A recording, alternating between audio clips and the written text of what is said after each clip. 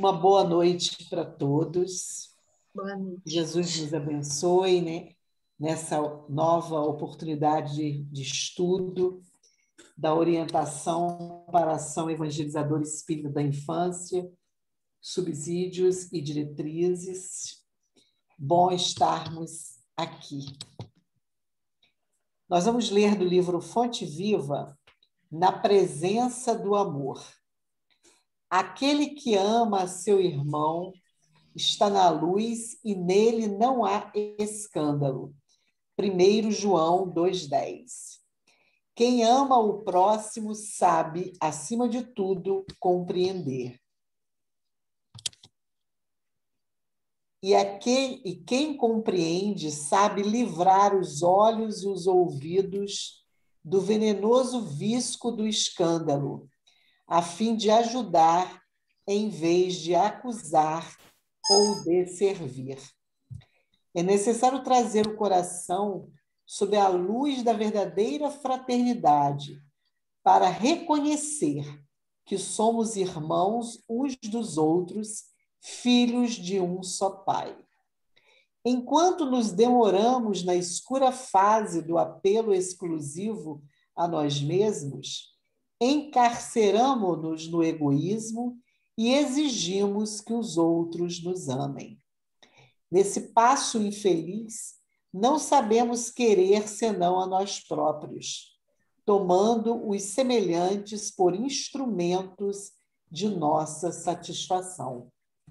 Mas, se realmente amamos o companheiro de caminho, a paisagem de vida se modifica, uma vez que a claridade do amor nos banhará a visão. Ama, pois, e assim como a lama jamais ofende a luz, a ofensa não mais te alcançará.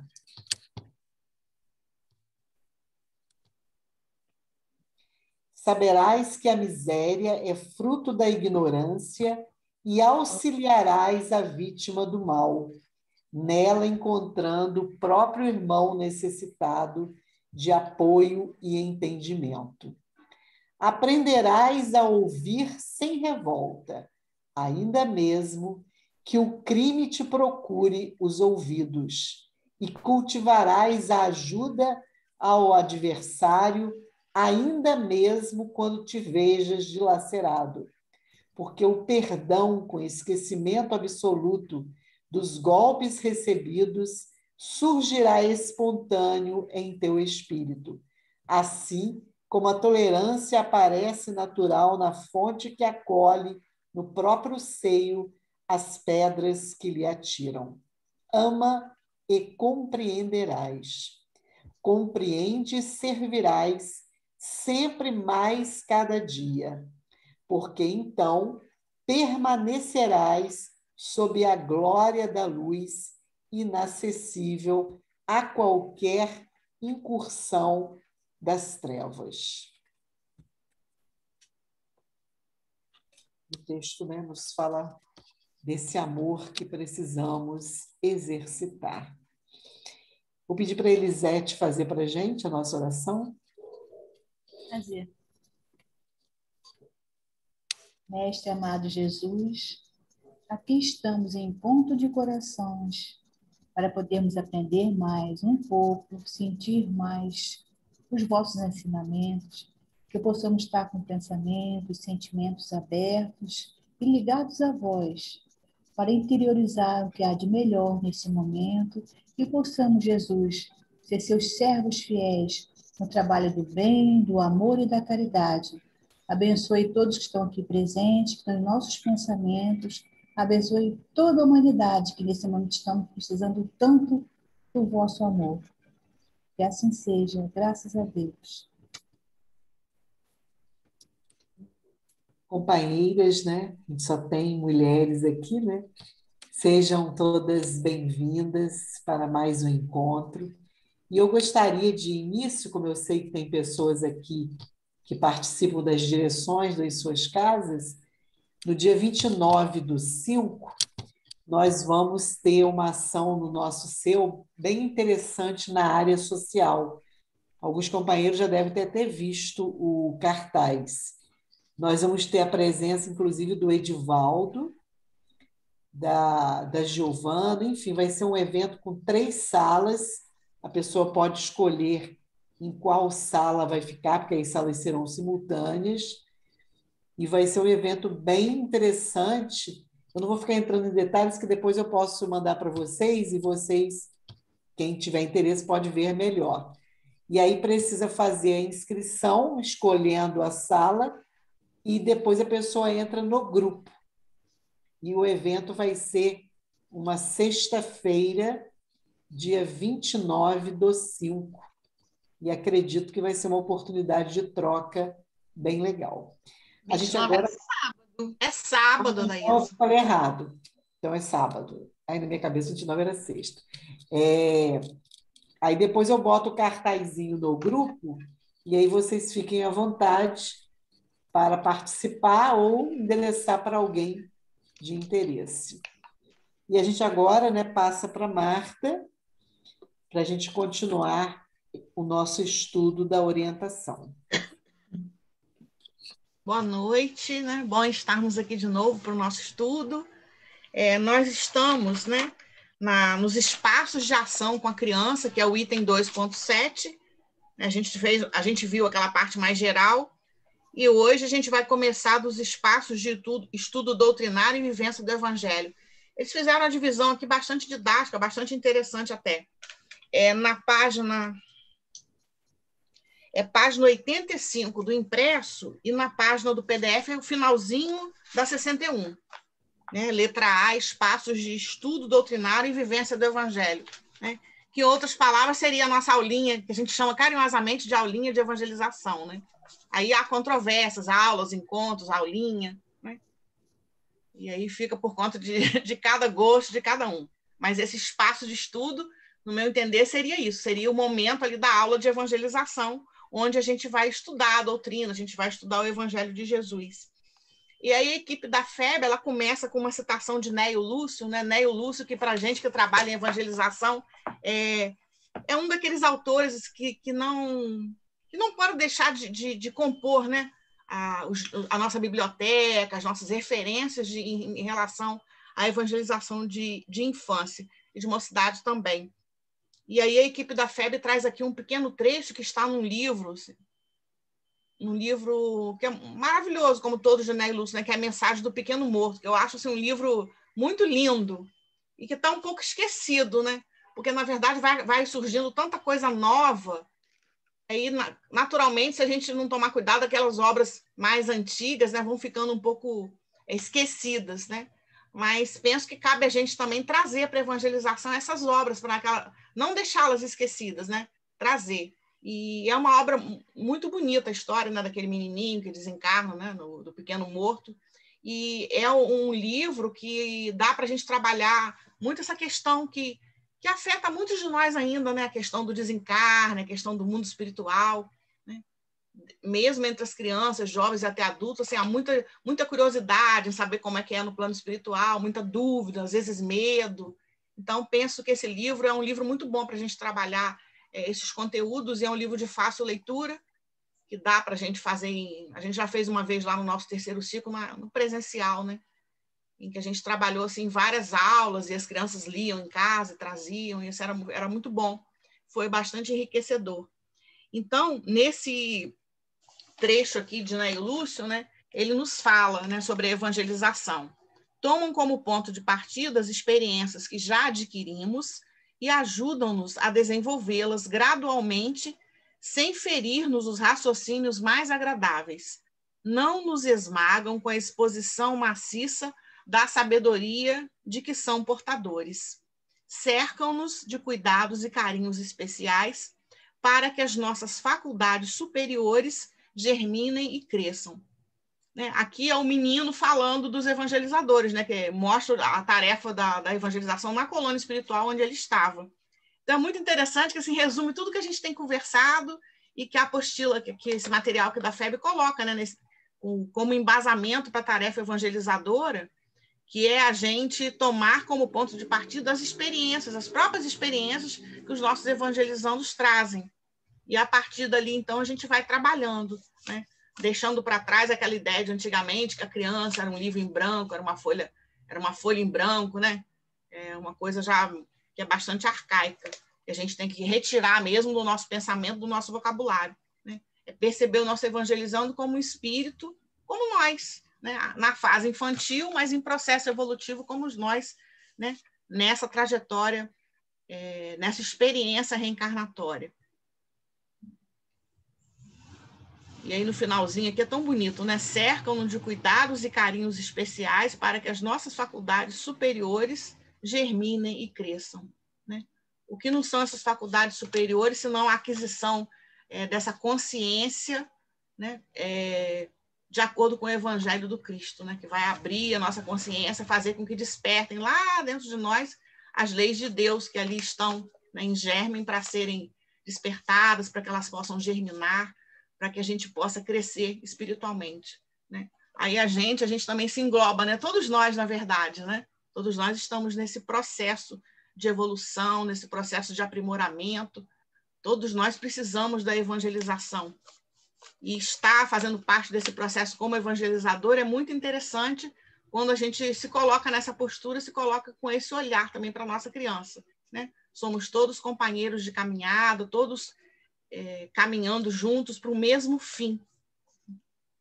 E aí que a gente possa, né, dar o nosso melhor, fazer o nosso melhor, colaborando com a nossa criança, né, nessa etapa dela da infância.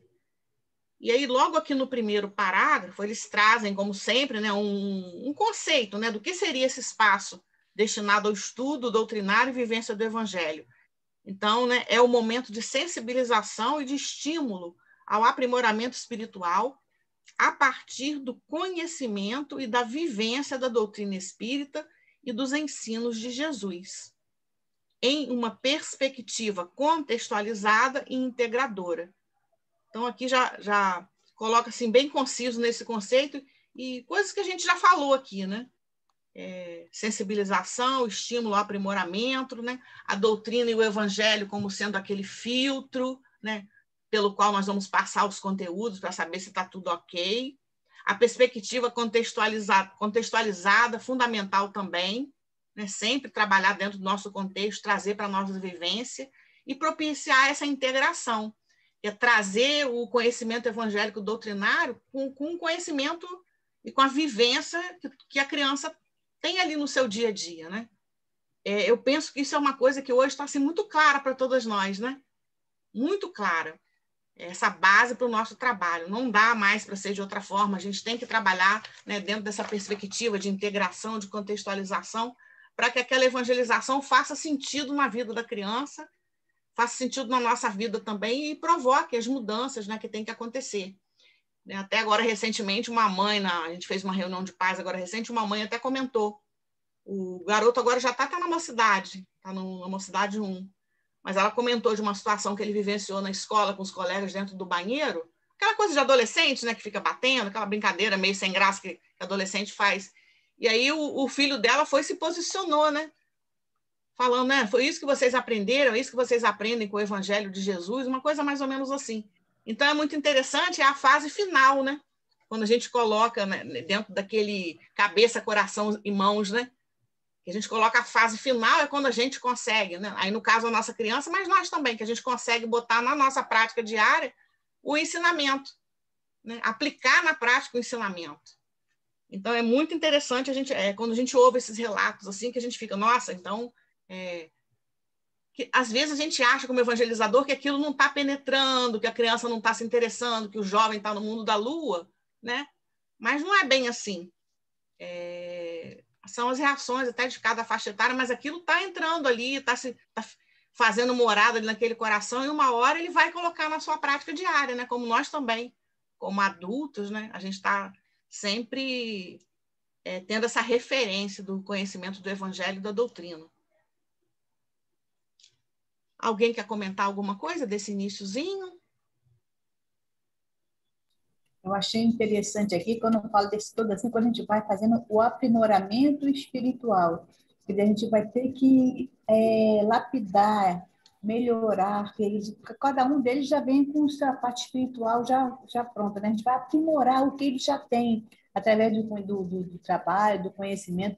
Eu achei interessante quando você falou aí que as crianças, às vezes, não estão pensando que não está acontecendo nada, que nós tínhamos uma menina lá no nosso grupo, que a menina era autista.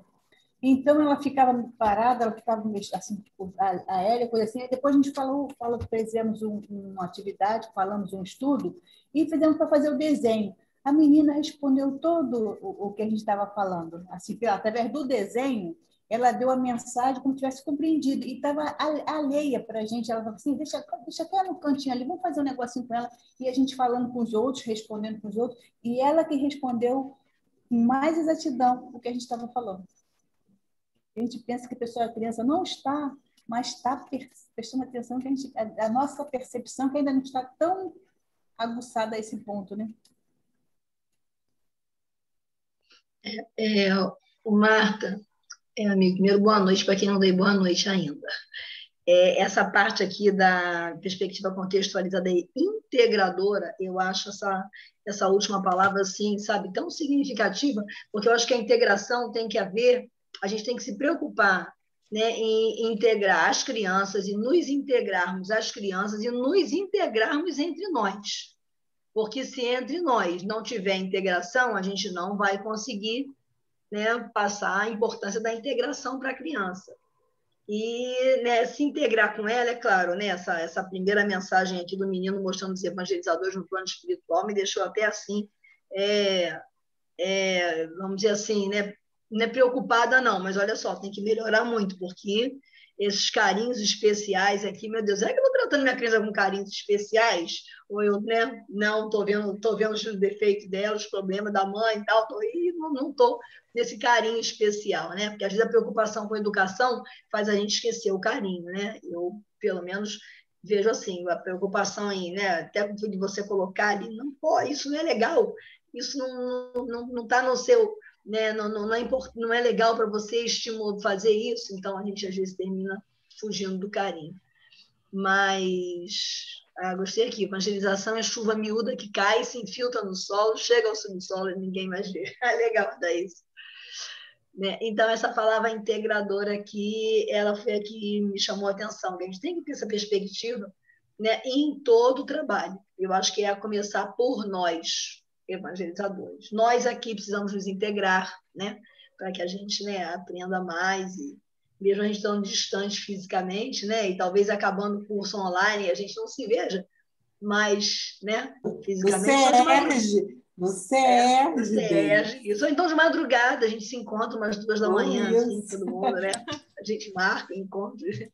Espírito pode se encontrar à vontade, né? Não tem Covid, pode se abraçar. Então, a gente, mesmo a gente não se vendo, a gente está integrada. Agora, e quando se ver, quando se encontrar, ou quando pensar no outro, pensar na outra, pensar de forma integradora. Poxa, aquela é aquela amiga, né, que teve comigo, né? Porque se nós escolhemos o mesmo trabalho, nós já temos uma afinidade, porque nós escolhemos evangelizar. Então, nós já temos aí uma afinidade, né? Então, vamos nos integrar. Eu acho que seminário eu acho que eu te interrompi, né, Denise? Desculpa, acho que estava terminando uma frase. No seminário estadual, eu acho que foi o nome dele é um nome diferente, Vandelon. Eu acho que é de São Paulo, ele. Acho que é Vandelon. Valteno, talvez. Qual? Valteno. Então é isso, é um nome diferente. Ele é do DIS. Ele falou uma coisa que eu tenho refletido, tenho comentado sobre o que ele falou. Porque muitas vezes as casas espíritas, inclusive, falam da falta de equipe, que passa, a pessoa não fica e tudo. Então, ele falou muito da necessidade de se sensibilizar o evangelizador para a tarefa que ele tem. Por que aquela tarefa é importante dentro da seara de Jesus? E aí, quando a gente lê isso aqui, né, essa abertura, a gente vai ver que para a gente chegar nesse nível, né, de ter um cuidado com as crianças, de marcar nossas crianças e nossos jovens, é porque a gente vestiu a camisa da evangelização. Porque não é só preparar uma aulinha, vou lá e vou embora. É muito mais do que isso. Então, eu fiquei assim muito reflexiva, porque muitas vezes você vai para uma capacitação e as pessoas ficam falando de recurso, de técnica, metodologia, mas esquece um pouco esse aspecto de quem é esse evangelizador e como ele precisa se trabalhar para atuar de uma forma melhor, né? Então, eu, inclusive, depois quero o contato desse rapaz, tá, Rita? Valteno, ele é do Rio. Ele é do Rio, ele mora agora em São Bernardo. Posso passar, assim, uma pessoa muito acessível mesmo. Eu acho essa sua fala fundamental. Eu acho que quando a gente começa a perceber que a nossa equipe está murchando, sem motivação, isso acontece com todos nós. Então, se a gente puxar esse tipo de reflexão, isso é muito importante. Os cursos que a gente tem feito aqui em Santos, né, nessa região aqui da Baixada, a gente, no primeiro dia, a gente fala da importância da tarefa, porque a partir do momento que o evangelizador compreende, assim como nós que estamos aqui compreendem a importância da tarefa, ele se motiva. Claro que a motivação é uma coisa interior, né? Vem de dentro para fora. Mas muitas vezes o trabalhador foi isso bem que você falou, ele está na tarefa, mas ele nunca parou para pensar na sua importância. Nós estamos com um curso aqui em São Paulo, né? Todas as sextas-feiras à noite, a partir das 19h30, está sendo transmitido pelo YouTube.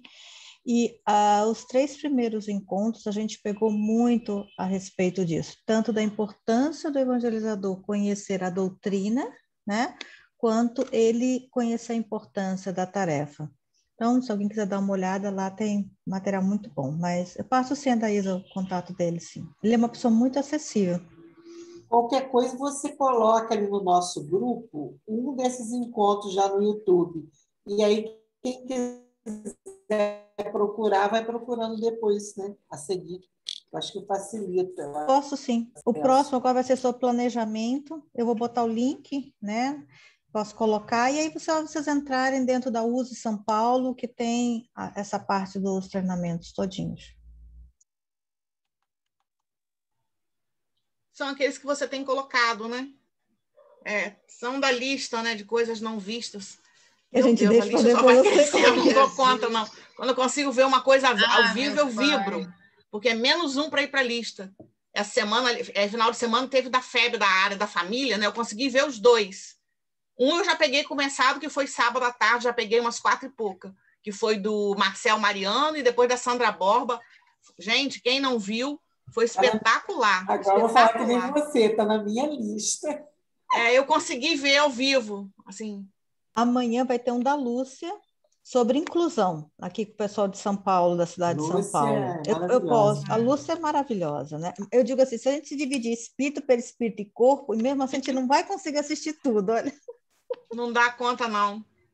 Fora outras coisas que a gente gosta, né? Teatro virtual, shows de música, de orquestra, aí vai só crescendo.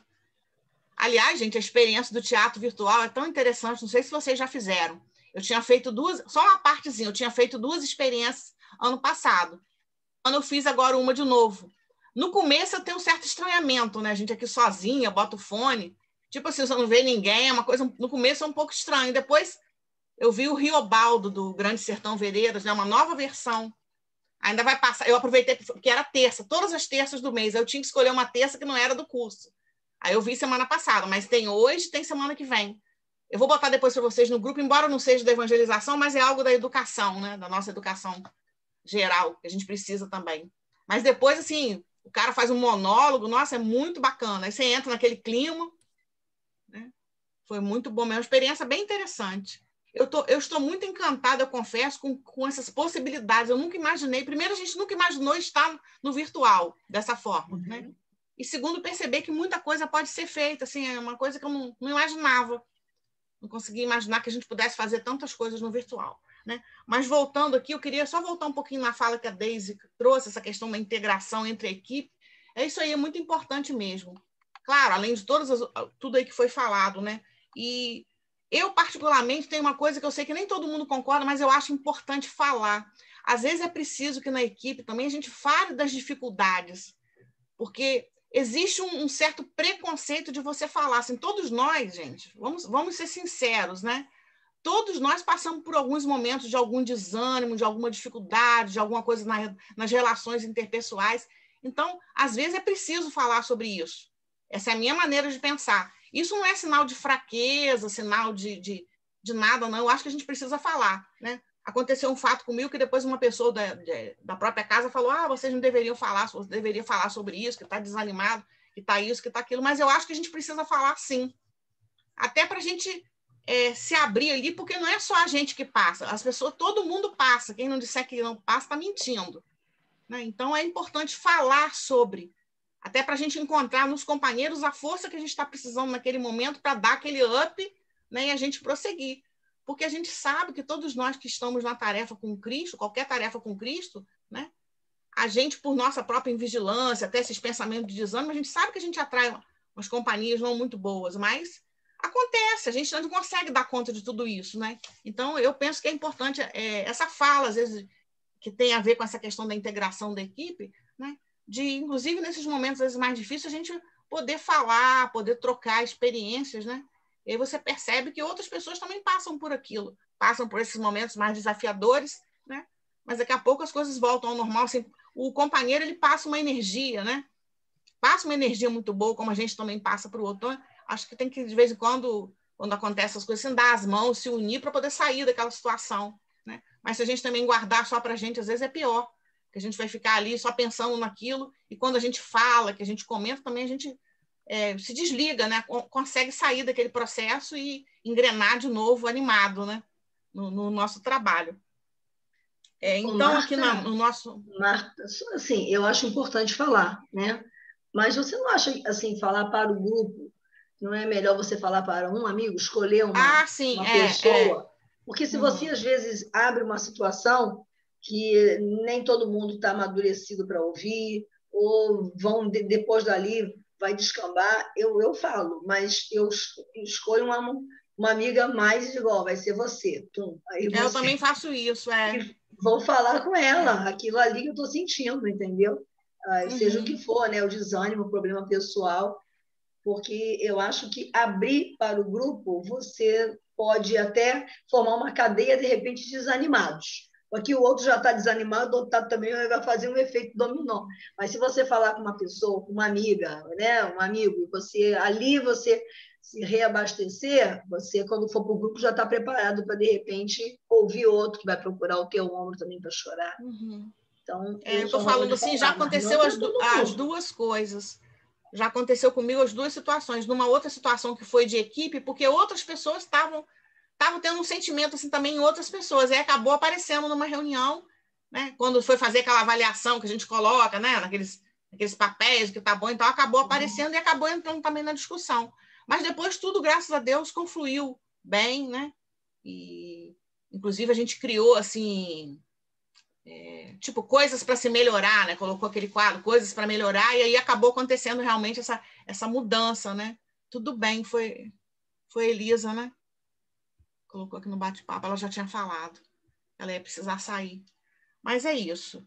Mas é muito importante nessa questão da contextualização, da integração da equipe, da integração das crianças, da integração de todas as crianças entre si, e a gente vai ver mais na frente um pouquinho a questão do espaço de convivência familiar, né? Tudo migrando, né, daquele núcleozinho menorzinho que é a salinha de aula da evangelização, se estendendo até chegar na casa espírita como um todo, né? E aí eles trazem aqui, né, umas orientações também de Kardec sobre a questão do estudo, né? Ninguém melhor do que o próprio Kardec para nos estimular ao estudo, né? Porque ele foi um grande estudioso, né? Graças a toda essa condição dele de pesquisador, de cientista, de grande estudioso, que nós temos a nossa amada doutrina espírita, né? Mas a gente precisa como ele fala aqui, né, os espíritos falam que a educação é o conjunto de hábitos adquiridos, né? Para a gente conseguir adquirir esses hábitos, é preciso uma sistemática, estabelecer uma sistemática, né? E no estudo doutrinário é preciso estabelecer essa sistemática também, porque senão a gente fica assim vagando, né? Então a gente tem que ter uma sistemática de participação em grupo de estudo, de fazer as nossas leituras também, né? As nossas próprias leituras, nossas próprias meditações, colocar isso sistematizado, de uma certa forma sistematizado, porque a gente não precisa disso, porque a gente é muito indisciplinado ainda, muito rebelde, então a gente começa, daqui a pouco para, então se a gente não tiver uma certa disciplina, né? Principalmente na casa da gente, assim, nós, né, sozinhos, é a questão do hábito do estudo, né? Porque eu percebo que assim, muita gente tem dificuldade, né, de estabelecer esse hábito do estudo, mas tudo tem que ter persistência, tem que ter força de vontade, porque se a pessoa não está acostumada, e também se a pessoa... Né, depende muito da situação de cada um. Uma pessoa que trabalhou o dia inteiro, quando chega à noite, uma mulher, por exemplo, às vezes ainda tem as tarefas de casa. É difícil que essa pessoa consiga ainda ter forças mais tarde para conseguir ainda fazer uma leitura, estudar alguma coisa. Então, vai ter que se organizar muito bem, se organizar bem em termos de horários, tudo para estabelecer alguns momentos ali na sua rotina cotidiana que ela possa estar lendo, que ela possa estudar um pouco, né? Além de estar no estudo em grupo no grupo de estudo da Casa Espírita. Então, isso vai depender muito de cada pessoa, né? E a gente, como evangelizador, precisa realmente estar sempre estudando, sempre se aprimorando, sempre buscando. Depois eles trazem uma citação aqui, falando da evangelização, né? De uma obra psicográfica do Divaldo Franco, que é Entre Dois Mundos, aliás, é um livro muito bom, né? Eles trazem um trechinho, né, contando do que acontece, né, numa aula de evangelização vista do mundo espiritual, né? Todo o processo visto do mundo espiritual. Eu marquei uma coisa aqui, peraí. E aí, no parágrafo, depois desse trechinho, no finalzinho do parágrafo, logo depois, tem um comentário assim: ao nos apresentar uma experiência da dimensão espiritual da tarefa, alerta-nos para a amplitude das ações realizadas, não mensuráveis, mas efetivamente reais e relevantes sob a ótica da espiritualidade maior, né? Então, é aquilo que a gente já comentou até sobre esse livro aqui, né, da Evangelização no Mais Além, do Lúcio Abreu, é aquela parte que a gente não vê, mas que os espíritos, né, têm trazido esses relatos do que acontece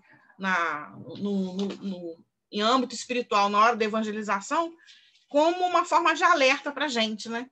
Para a gente ficar mais alerta. Então, como fala aqui, alerta-nos para a amplitude das ações realizadas, não mensuráveis, né, que não podem ser medidas, mas efetivamente reais e relevantes sob a ótica da espiritualidade maior.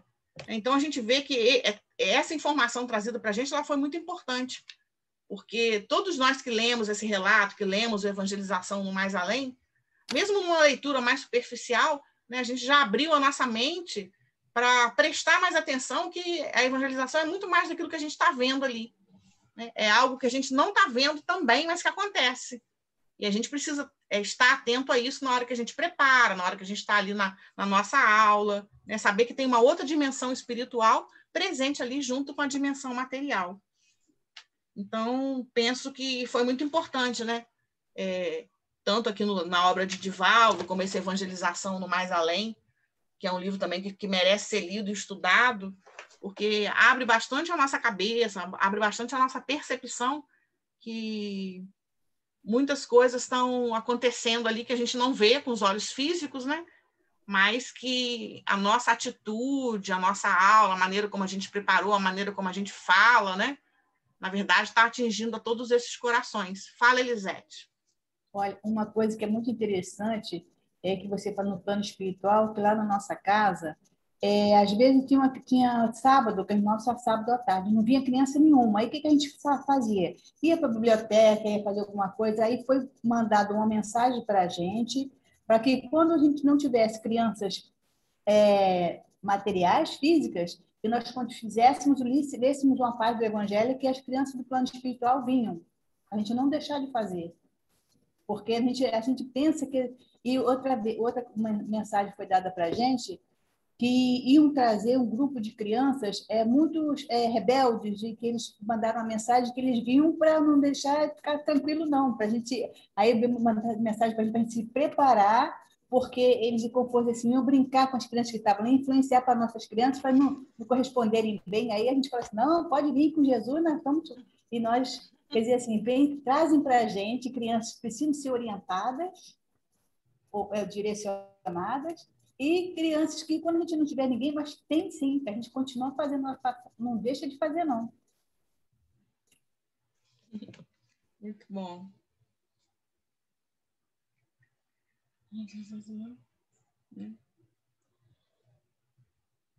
Alguém quer fazer mais algum comentário? Que eu separei aqui, a Daísa vai poder me ajudar. Eu separei aqui para esse momento, a gente trazer algumas coisas que a Lúcia Moisés ela fez uma roda de conversa aqui, do 21º seu, há quase 15 dias atrás, né? Não sei se alguém que está aqui conseguiu participar. E ela trouxe alguns toques assim, muito interessantes que eu separei, tá aqui no meu papel bagunçado do dia, para a gente falar um pouquinho sobre eles, que eu achei assim, muito importante, tem a ver com esse momento. Então, eu vou abrir agora, se alguém quiser comentar mais alguma coisa desse item, depois eu vou comentar algumas coisinhas aqui, aí a Daísa me ajuda, e se alguém assistiu, fica à vontade para falar também, porque eu achei muito importante. E alguém quer falar alguma coisa desse item aí que a gente está trabalhando, do estudo?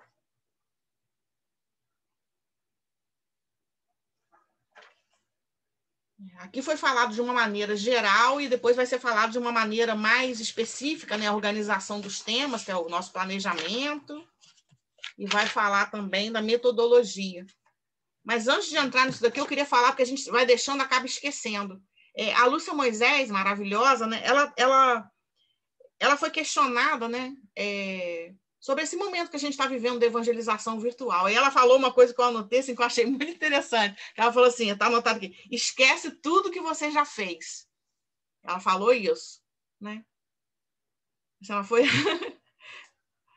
ela foi bem radical, assim, no bom sentido, né? Mas realmente que é tudo muito diferente agora, né? É buscar coisas novas. Ela falou das novas tecnologias, né? Que o evangelizador ele precisa se abrir para isso, né? Para aprender, né? Para buscar, né? Não ficar se colocando numa condição que não consegue, que não sabe, que não conhece, mas uma condição de busca, de pesquisa, de passar a conhecer, né? Todos esses elementos que não só vão ajudar a gente agora, estão ajudando na evangelização virtual, mas que com certeza a gente vai levar toda essa experiência quando a gente voltar para o presencial. E aí, Marta, Oi, Marta. Uma coisa que eu fico assim, muito reflexiva é que a gente não pode fazer no virtual tal qual fazíamos no presencial, né? Eu acho que tem que ter a sacada do virtual. Eu acho que é aí que a gente precisa ter a sabedoria na reflexão, na busca de estratégias, de metodologias, para que a gente possa encontrar o caminho do virtual. Algumas pessoas, elas têm mesmo no presencial uma coisa de muita falação, né? De muita exposição, ali, tanto com criança quanto com jovem, eu já ouvi esse tipo de coisa, né? E se a gente trouxer para que isso, que já deve ser desconstruído no presencial, se a gente trouxer isso aqui, nós não vamos ganhar nossas crianças e nossos jovens. Uhum. Na verdade, eu penso que o virtual ele trouxe um olhar novo, né? A gente precisa, a gente vai fazer um ano que a gente está na nossa casa, a gente começou 24 de maio, então já praticamente há um ano atrás. A gente vai buscar ver, através da própria experiência, o que dá certo, o que é bom, o que não é bom. A gente sempre fala isso na reunião de equipe, a gente tem que fazer com que a evangelização, isso vale para o presencial também, seja algo prazeroso para a criança, que ela queira voltar no próximo encontro, no nosso caso, daqui a 15 dias. Porque se for chato, ela não vai querer voltar. Como adulto também não volta. Né? Isso não significa que a gente vai fazer malabarismo, né? Fazer coisas malucas, nada disso. Né? A gente vai manter o nosso conteúdo, manter o nosso planejamento, mas buscando trazer aquilo de uma forma que seja atraente para ele, né? E aí essa questão que a Daísa trouxe é muito importante, de deixar que a criança fale, né? De não falar tudo para ela, não trazer o prato pronto, né? Vamos dizer assim. É a gente lançar, fazer uma acolhida, uma motivação inicial, que é importante, né, na aula, e depois a gente trazendo questões para que eles possam falar, né? Aí é claro que às vezes pega um terceiro ciclo, assim, que já não fala muito, que já está mais tímido, mas a gente vai conduzindo ali, né, para ver se eles falam alguma coisa, né? E mais do que falar, essa questão que a gente viu do contexto, que é dentro das nossas aulas, né, dentro do possível, trazer aquela temática para o contexto, para o nosso contexto de vida, né? Fazer um encaixe, né? Encaixar com o nosso contexto. Hoje eu conversava com uma mãe da nossa casa e a filha dela de 12 anos, a gente está num trabalho para ela ir para a mocidade, né? Aí hoje eu perguntei. Eu sempre perguntando se está lá. Aí vira ela. Ela está meio desanimada, porque ela está achando que ela não vai mais conseguir fazer amigos. Então, ela fica perto do irmão quando o irmão está na evangelização. E essa questão dela é com relação à própria escola comum, né? Que ela acha que ela vai ter dificuldade porque as pessoas moram no mesmo condomínio, estão se encontrando, e ela, como mora fora disso, ela não vai encontrar. Então, é o cuidado dos próprios pais para que essa criança, essa jovenzinha, né, não se afaste. Aí eu fui sugerir a ela, por que você não entra junto com ela na mocidade, como quem não quer nada, assim, interage com as pessoas, depois você vai saindo para que ela fique. Aí ela, eu estou até achando que está começando uma depressãozinha.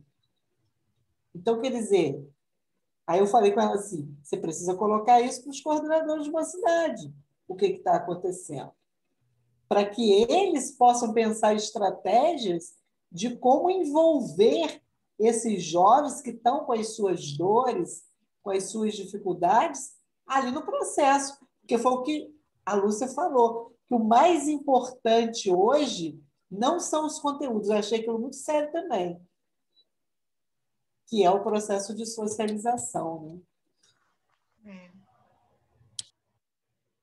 Aí essa questão, né? Aí eu anotei aqui essa parte do conteúdo também, que eu achei importantíssima as coisas que ela falou para a gente. Eu vou até tirar aqui dessa bagunça para passar até para a agenda, para não perder. Né? Ela falou assim: ó, aquela questão nossa antiga, né? Ela falou: não se preocupar tanto com os conteúdos. Né? Principalmente nós que viemos da área da educação, a gente traz essa coisa, né? Essa coisa porque a gente tem que cumprir aquele planejamento. Hoje já não é mais tanto assim, já está mais solto, mais flexível. Mas aquela coisa que você tem aquele planejamento anual, você tem que cumprir, né? Hoje mesmo mandei um zap para o diretor da minha escola, porque a gente está dando aula pelo WhatsApp. Muitos alunos eles não conseguem acompanhar nem pelo WhatsApp, porque eles não têm acesso, não têm celular, uma confusão danada. Aí ele pediu assim, vocês então vão preparar um material com o mesmo conteúdo que vocês estão dando no WhatsApp. Porque ano passado estava fazendo assim, apostila, 2 a 4 páginas por disciplina, né? Aí, quando eu botei as minhas coisas, mesmo assim, tentando dar uma diminuída nas mas deu 6 páginas. Aí eu falei para ele, o que eu faço? Porque só pode ser 2 páginas, no máximo 4 por disciplina. E deu 6. Se eu não colocar tudo, quem vai receber esse material vai ficar com uma defasagem em relação a quem está conseguindo acompanhar pelo Zap. Então, essa coisa de conteúdo, planejamento, isso persegue um pouco a gente. Para a gente que já é da educação, né? A gente recebe aquela coisa, né? Mas na evangelização a gente precisa realmente trazer um pouco mais de leveza. É claro que a gente tem que ter um planejamento. É claro que sim. Né? Mas ela falando, a Lúcia, sobre esse momento do virtual, ela trouxe umas colocações muito interessantes. Ela falou uma coisa que eu achei assim, um máximo, que a gente trazer para a evangelização conteúdos libertadores, temas libertadores. O que seria isso? São aqueles assuntos, aqueles temas que vão fazer a diferença na vida da criança, na vida do jovem. Temas que vão fazer com que ele entendam a vida, entenda o momento que a gente está passando, temas que vão ajudá-lo na hora que vier a dificuldade, que vier a dor, como agora. O que está acontecendo? Né? Fica se questionando, até nós adultos, a gente questiona por que está passando por isso. A criança e o adolescente estão sofrendo muito. estão sofrendo muito mais do que a gente, porque nós já temos uma maturidade que eles não têm ainda. Então, a gente tem visto muitas crianças e adolescentes tendo problemas, né, psicológicos, tendo até problemas físicos, em decorrência dessa ansiedade, dessa aflição, do medo. Então, eu achei muito bacana quando ela falou isso. O que vai trazer para a evangelização? Conteúdos libertadores, né? Falar sobre as coisas, falar sobre a desencarnação. A gente está vendo um mundo de gente desencarnando. Gente conhecida e gente desconhecida, entre aspas, porque quando um ator como Paulo Gustavo morre, desencarna, quando uma Eva Milma desencarna, gente, eu chorei aqui em casa. Não é do meu sangue, mas faz parte da nossa vida, né? E outros tantos que estão partindo aí, o Bruno Covas, né? E outras pessoas famosas, atores, né? Então, ou mesmo quando você vê aqueles, quando estava naquela época em Manaus, que sepultava aquele mundo de gente até a noite, eu não conheço, mas aquilo me toca a minha emoção, né? Porque a gente já tem essa percepção que somos irmãos e tal. Toca ver a dor alheia, saber que não tem a despedida, né? A gente fica pensando, poxa, e se fosse da minha família, como é que seria não poder fazer a despedida? Porque a despedida, o velório, ele faz parte da nossa cultura.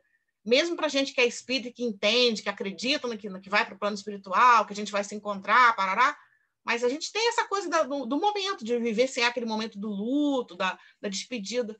Então, a Lúcia falou muito nisso. Ela falou assim, a gente tem que falar sobre a morte de Paulo Gustavo para os jovens, aí trazer a questão da homossexualidade, a questão das escolhas, né? E outros temas que vão surgindo. Ela falou trazer conteúdos libertadores, né? Aí eu anotei aqui, o que vai fazer falta para a criança ou para o jovem? Ele entender por que está aqui, coisas desse tipo, né? Aí, um tempo atrás, eu tentei começar, mas fiquei só no primeiro vídeo, não consegui avançar naquele estudo miudinho lá de Minas, né? Do Evangelho. Já está em não sei que número, né? Eu pretendia começar a assistir, só consegui assistir o número 1. Parei, não dei conta. Aí o Aloysio Elias, ele falou uma coisa muito interessante, que ele falou assim, aí falando sobre mocidade, que, né, a gente já foi jovem, sabe como que é. Aí fica trazendo aqueles temas assim, polêmicos, né, de curiosidade e tal. Aí ele falou que os jovens estavam trazendo muito isso. Aí um dia ele chamou todo mundo e falou, gente, olha só, tudo bem que a gente também estude esses temas, mas vocês vão escolher também os temas do Evangelho, os temas da doutrina, porque na hora que a coisa apertar, que vocês passarem por um processo de dor, de sofrimento, o que vai dar conta não é saber se existe ETs, né, essas coisas desse tipo. Isso aí não vai dar conta da sua dor, não vai dar conta do seu sofrimento. O que vai dar conta do nosso sofrimento é o conteúdo do Evangelho e da doutrina. Então, achei bacana quando ele falou isso, ele trouxe essa experiência dele. E aí eles fizeram um planejamento que tinha as duas coisas. Contemplava os jovens nas suas curiosidades, lá, esses assuntos polêmicos, e, ao mesmo tempo, não deixava de falar o essencial, que é isso que a Lúcia Moisés trouxe, esse conteúdo libertador, que não pode deixar de ser trabalhado. E aí, né, mais aqui na frente, a gente vai falar do negócio dos temas, da organização temática, né? Esse momento de pandemia, ele acabou dando uma remexida também na gente, na questão do que a gente vai trazer para a nossa criança. Né? Na nossa evangelização, a gente ficou muito assim agora, que a gente tinha planejado tudo para aquele ano, 2020. De repente, veio a pandemia. Né? A gente ia trabalhar até o planejamento da FEB, que é um dos melhores planejamentos, é super bem feito o planejamento da FEB. Mas aí não tinha mais como, de repente tudo virou de pernas para o ar. A gente começou conversando, gente, o que a gente vai trabalhar? Aí fomos conversando, aí iniciamos observando e perguntando, e a gente montou um planejamento nos primeiros meses, bem dentro do que a gente supunha, né, que seria bom para todo mundo, valorização da vida, gratidão, anjo da guarda, prece, várias coisas assim, que a gente achou que ia trazer esse lado para a criança. Aí, quando passou essa fase, a gente teve o nosso projeto de outubro, que já foi uma temática específica, e aí a gente começou a trabalhar parábolas de Jesus, porque a gente conversou, e viu que seria bom falar de Jesus, porque o ensinamento de Jesus, ele vale para todos os tempos, para todas as situações. E está sendo muito bom trabalhar as parábolas de Jesus, né? Porque as parábolas de Jesus, o Evangelho de Jesus, ele tem uma coisa maravilhosa, que você trabalha eu não tenho bebê lá, a gente não tem bebê, trabalha do maternal, né, até o adulto. Você pode trabalhar qualquer faixa etária. O ensinamento de Jesus, ele tem essa versatilidade, né, que você trabalha em qualquer faixa etária, né? E hoje a gente tem muito material e está dando-se super certo. A gente está buscando contextualizar, né? Então está ficando bem bacana mesmo. A Alessandra está aí, a Elise, né? A gente está trabalhando em todos os níveis, até o que a gente manda para o maternal pelo envelope vai também com o mesmo ensinamento. Então, está sendo assim, uma experiência muito gratificante. Mas eu queria que vocês anotassem, para a gente não esquecer. Falar uma coisinha depois? Pode, claro. Falando até nas nossas aulas, né, que a gente realmente faz a contextualização, né? A gente traz a parábola ou os ensinamentos para os dias atuais, né, para o momento que a gente está vivendo.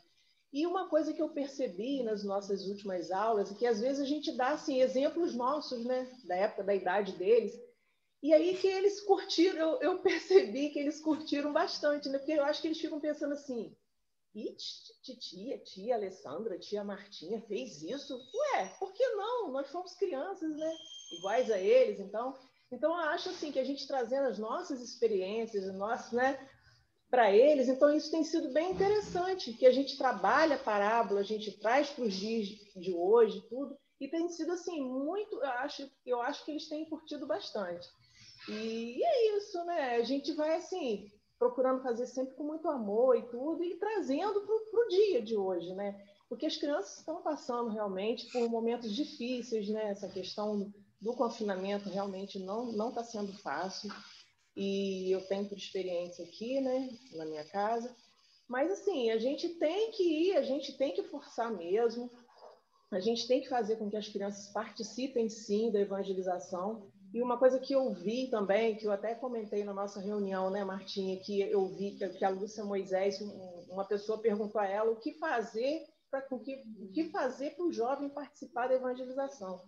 E aí que ela respondeu que regra é ato de amor, né? Então, assim, eu acho que a gente tem que impor mesmo as regras, né? A gente tem que dar uma forçaçãozinha, porque senão, né, esse momento realmente tá difícil.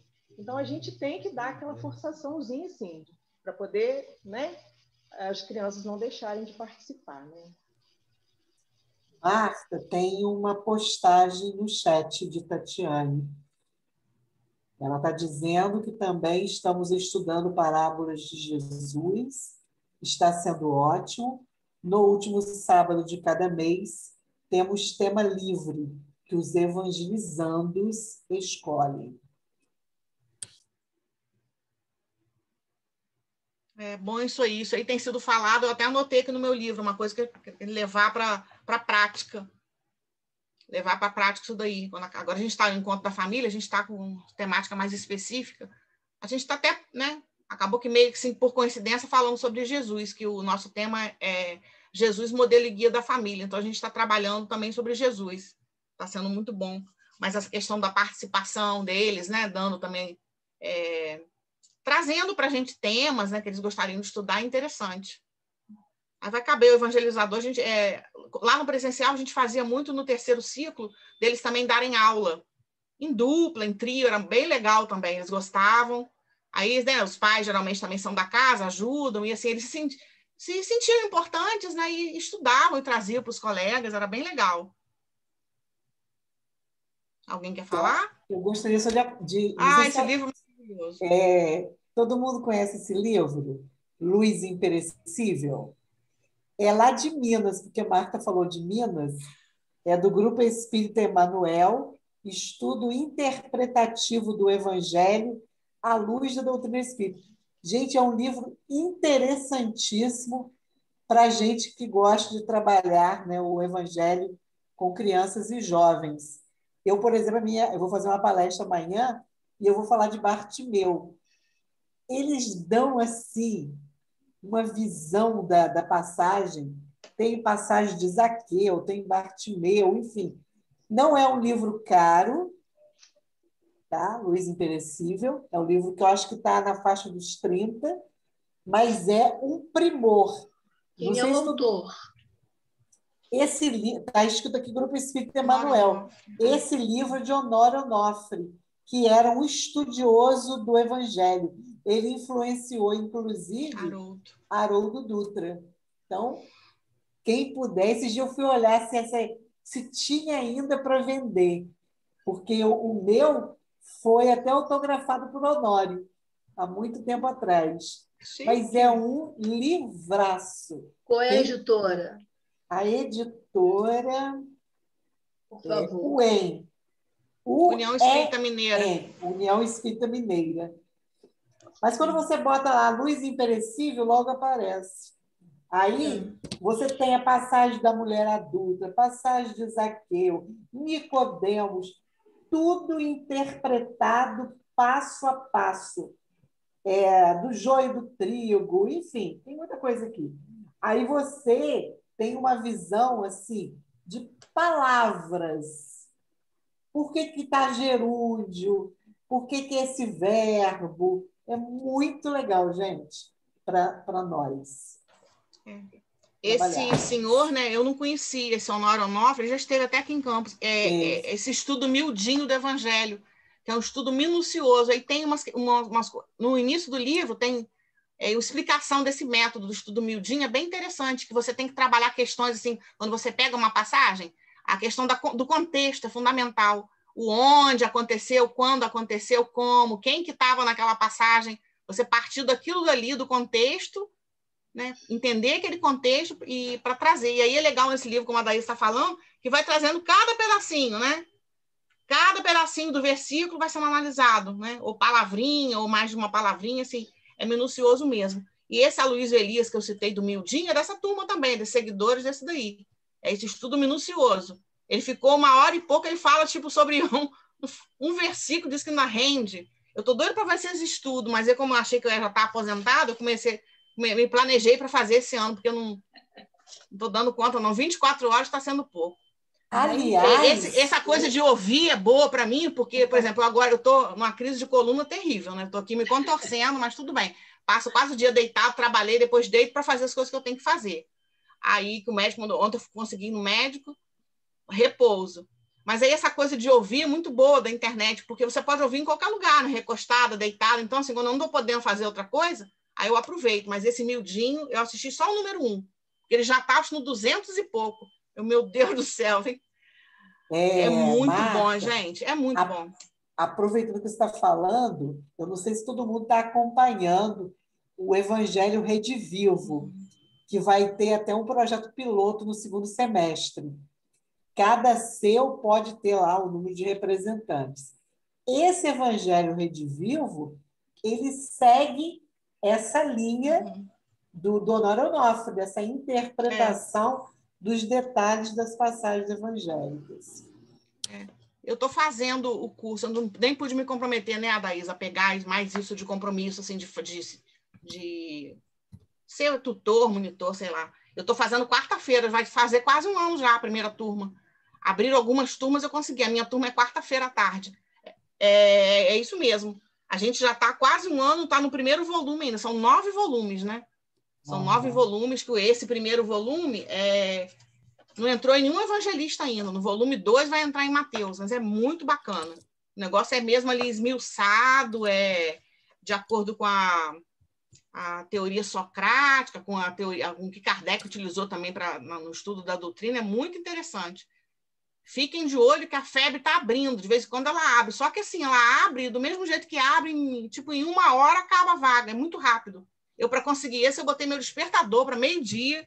Eles começam meio-dia, né? Tocou no dia, eu tenho que botar também no despertador do celular o que é aquele alarme, né? Senão o alarme toca e eu não sei por que ele está tocando. Não sei se acontece com vocês. Então, eu boto aquela etiqueta, o que é daquele, uma palestra, um negócio que vai passar, eu tenho que botar na etiqueta dizendo o que é. Aí eu fiz minha inscrição, está sendo muito bom. Aí, mesmo se eu não estiver, às vezes, podendo ficar muito sentado, dá para assistir recostado, né?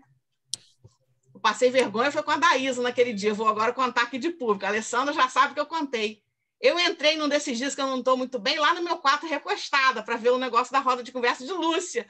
Aí a Daísa, tadinha, eu não sabia, né? Eu tinha que ter falado antes que eu ia ficar em off. Eu lá no meu quarto, recostado, o celular na mesinha de cabeceira, a Daísa me pediu, Marta Mendonça, pode fazer a prece. Gente, eu gelei de vergonha, eu fiquei com muita vergonha. Aí eu fiz a prece sem aparecer, depois eu vim para cá, botei o celular aqui no tripé e fiquei aqui sentada o tempo todo, a Daísa. Você pode admitir as pessoas na sala? Gente, que vergonha, eu estou aqui deitada. Eu vim para cá, botei o tripé do celular e fiquei aqui com o tripé, mas Deus me ajudou que eu fui até o fim. Mas eu fiquei com muita vergonha naquele dia, porque eu faço muito isso. Tem hora que eu não estou legal, mas eu não quero perder. Né? Hoje, como eu tinha que estar aqui sentada, fiz bastante repouso, porque faz parte também. Ai, Jesus, Ai, então gente. você me avisa. Não, eu vou ter que te avisar. Eu confesso que eu fiquei com muita vergonha. Falei, meu Deus, que horror! Você pode ser chamada a qualquer momento para o trabalho, você está recostada aqui, toda amarrotada. Gente, ninguém tem condição de ver nem meu rosto. Porque a gente, às vezes, com dor, fica com a cara péssima, né? Mas tudo bem, gente, é brincadeira, só para descontrair. Mas, gente, quem puder depois ver esse vídeo da Lúcia, tá lá no canal do 21º Seu, né? É 1h e pouca de conversa, foi uma roda de conversa, foi bem descontraído, e ela traz esses toques, assim, bem interessantes para a gente, né, como evangelizador, para a gente como espírita, de uma maneira geral, né? Para a gente estar também em outras tarefas que não são da evangelização, repensar algumas coisas, porque às vezes a gente fica querendo umas coisas meio mirabolantes, né? Esquece do principal, né? Esquece do evangelho, fica buscando coisas mirabolantes, né? Porque existe uma curiosidade muito grande, é normal, né? Mas são coisas que realmente, na hora H, né, na hora da dor, na hora do sofrimento, são coisas que não vão trazer nenhum alento para a gente. Então, quando eu vi isso, eu fiquei pensando também nas outras tarefas, nas outras atividades da casa, em que a gente precisa ter cuidado também com o que a gente está trabalhando, né? Ô, Marta, eu me lembrei aqui dentro dessa linha de trabalhar parábolas, que um outro material que eu gosto muito é o material do EAD, da FEB. Eles têm, gente, roteiro de estudos com as parábolas, já que tem mais gente trabalhando com parábolas, que a gente pode, né, alguma coisa fazer adaptações para criança e para jovens, mas é um trabalho, uma pesquisa muito legal também. Tem várias parábolas lá. Não sei se tem todas, mas tem muitas. E é um material que ajuda também bastante a gente no trabalho com crianças, jovens e famílias. Ótima lembrança. Esse material do EAD tem todo em PDF lá no site da FEB, naquela parte de estudos. Uhum. E é muito importante como subsídio mesmo para nós evangelizadores, palestrantes, né? Porque é o que a gente sempre fala, quanto mais material a gente tiver, quanto mais leitura e estudo a gente tiver, fica mais fácil a gente converter isso para qualquer faixa etária, né? A gente tem muito material na nossa cabeça. Então, gente, nós já estamos terminando. Eu hoje estou meio corrida também, que eu tenho reunião de diretoria agora, 8 horas. Falei, me espere que eu estou chegando 8h05, 8h10. No próximo item, vai trabalhar a organização temática, né, que é o item A.1. Então, eu vou pedir para todo mundo ler com bastante atenção, né, e a gente já trazer aqui para a nossa discussão, né? Eles trazem aqui, inclusive, uma proposta da FEB para a gente poder opinar sobre isso e a gente fazer uma análise disso aqui com o que a gente está trabalhando. Então, essa parte da proposta temática, a gente não vai ler item a item. Então, é bom que a gente leia em casa, leia com antecedência. Essa proposta que traz, que é muito interessante, que traz o núcleo, que seria assim, um tema central, e dali traz os conteúdos doutrinários como se fossem subtemas, né? É bem interessante essa proposta da FEB. Então, eu acredito que no nosso próximo encontro, a gente vai trabalhar essa questão da organização temática e logo na sequência eles vão trazer também a parte de metodologia, né? O que vai ser trabalhado e como vai ser trabalhado, que é a metodologia, né? O que a gente pode utilizar de alternativas para a gente trabalhar os nossos temas da evangelização, né? Para a gente não ficar só naquela coisa também da sala, né? Da sala de aula, ali, daquele espaço físico limitado, tá bom?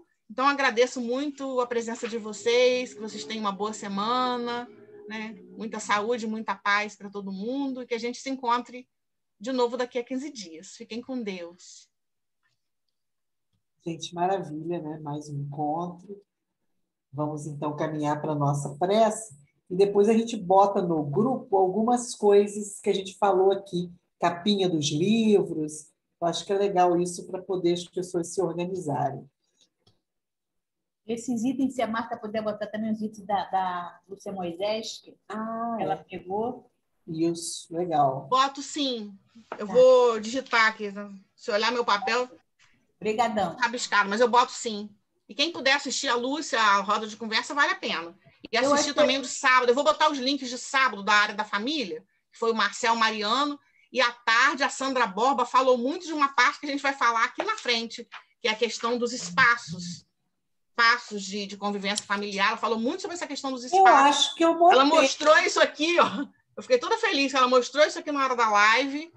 Ótimo. Falou desses espaços de convivência da criança, da família. Eu acho que eu botei os links lá desse trabalho com a família. Eu acho que eu botei. Mas, qualquer coisa... A gente olha lá. Se não tiver, a gente bota de novo, porque às vezes também as pessoas apagam, né? Aí perde foi muito bom. Tanto o Marcel Mariano e a Sandra Borba Tarde também. Sandra é maravilhosa. Sandra com aquele jeitão dela, mas ela vai ali no ponto e ela fala as verdades, né? Ela fala ali, pá. Muito boa. Eu vou pedir para a Deise fazer a nossa prece final, por favor. Legal. Então, vamos lá unir os nossos corações com toda a alegria e com toda a harmonia que está aqui em nosso ambiente para conversar com Deus Pai, dizendo obrigado, Pai amoroso. Muito obrigado por mais essa oportunidade iluminada que nós estamos tendo de nos reencontrar como amigas, irmãs, nessa caminhada e de também estudar, aprender, acrescentar algo mais ao nosso íntimo, acrescentar algo mais à nossa consciência, ao nosso coração, fortalecer, Senhor, o nosso trabalho, porque aprendendo, trocando não só o conhecimento, mas trocando essa energia que nós trocamos uma com a outra, nós nos fortalecemos para o trabalho. Se havia desânimo, ele é diluído. E quando há ânimo, ele é mais exacerbado ainda. Então, a gente te agradece, Senhor, por essa oportunidade bendita. Que a tua luz e as tuas bênçãos possam permanecer nas nossas casas, sobre as nossas crianças, sobre as famílias, Senhor, as suas famílias, para que todos, recebendo uma fagulha que seja da tua luz, possam se sentir cada vez mais abraçados por ti e possam perceber cada vez mais a importância da evangelização. Enfim, Senhor, que a tua luz possa abranger a nossa pátria, que é a pátria do Evangelho, que a tua luz possa chegar a cada cantinho do nosso planeta Terra, porque é a nossa futura morada de regeneração. Que assim seja, graças a Deus, e que a nossa irmã que coordenou os trabalhos da noite possa encerrá-los sob as suas bênçãos, a sua luz e o seu amor. É isso aí, então, gente. Uma boa noite para todos e que daqui a 15 dias a gente esteja aqui cumprindo a tarefa que Marta nos deu aí, né? Da leitura, para a gente se encontrar novamente. Um beijão para todos. Grande oportunidade. Obrigada. Boa noite. Tchau, amigas. Boa noite. Até amanhã. Tchau. Muito obrigada. Muito bom.